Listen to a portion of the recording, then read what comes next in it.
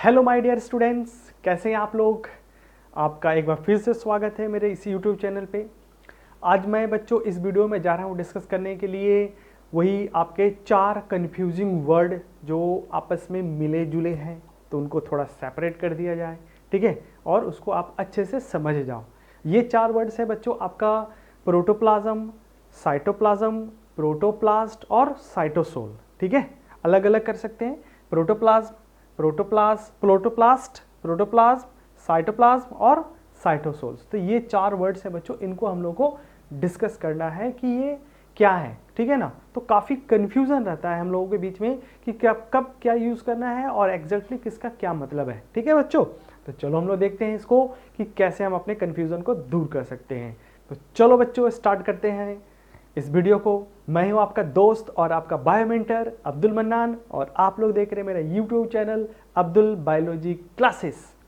हाँ तो बच्चों, ये जो 4 वर्ड्स हैं कन्फ्यूजिंग वर्ड्स, उसको क्लियर करते हैं हम लोग। तो एकदम स्टार्टिंग से शुरू से चलते हैं। तो उसके लिए हम लोग बच्चों एक ले लेते हैं प्लांट सेल ले लेते हैं, ठीक है। एक है प्लांट सेल्स ले लेते हैं।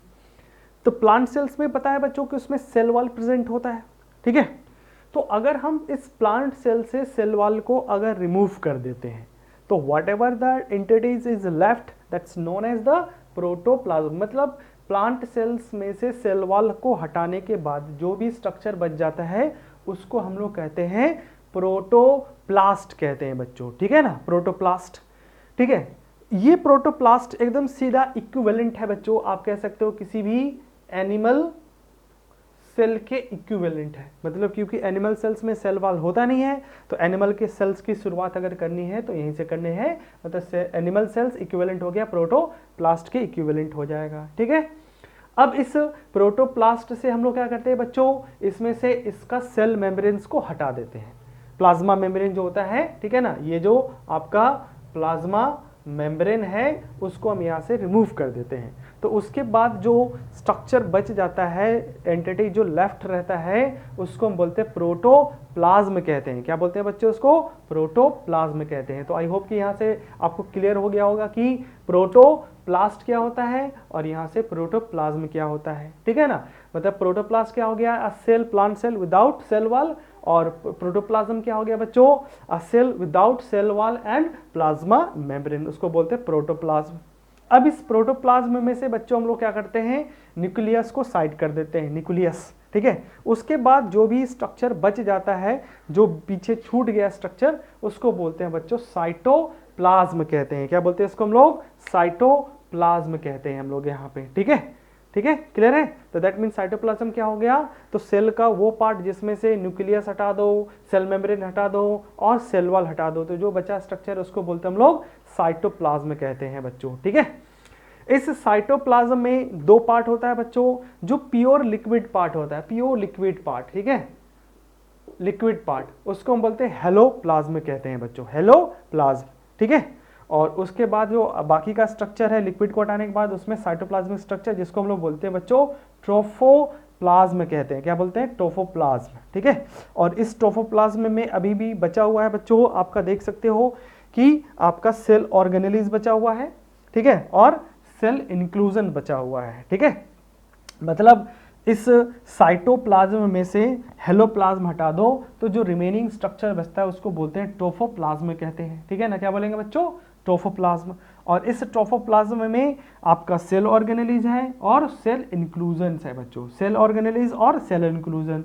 अब सेल ऑर्गेनेलिज चाहे सिंगल मेम्ब्रेनस हो या डबल मेम्ब्रेनस हो या नॉन मेम्ब्रेनस हो, वो सारे स्ट्रक्चर आ जाएंगे सेल ऑर्गेनेलिज में।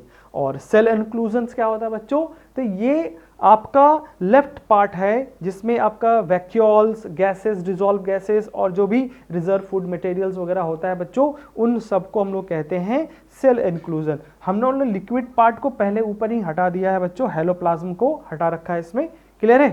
तो यहाँ पे जो भी वैक्यूल्स के अंदर जो भी चीज बचा हुआ है, बेसिकली जो न्यूट्रिएंट होता है या वेस्ट मटेरियल्स होता है, उन सबको हम लोग सेल इंक्लूजन्स में इंक्लूड कर सकते हैं, ठीक है।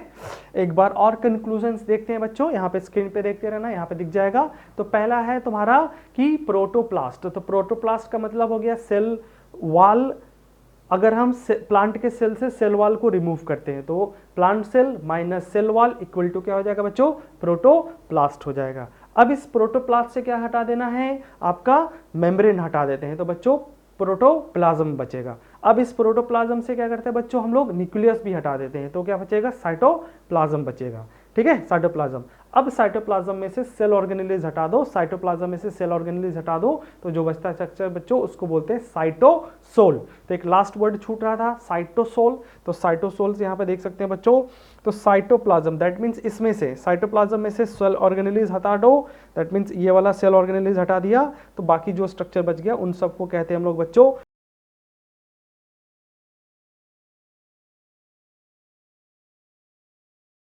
आई होप कि ये जो 4 वर्ड्स थे आपका क्लियर हो गया, जिसमें हम लोगों ने प्रोटोप्लास्ट, प्रोटोप्लाज्म, साइटोप्लाज्म और साइटोसोल्स के बारे में डिस्कस किया। ठीक है बच्चों, तो आपको ये वीडियो कैसा लगा है आप मुझे कमेंट करके बता सकते हैं।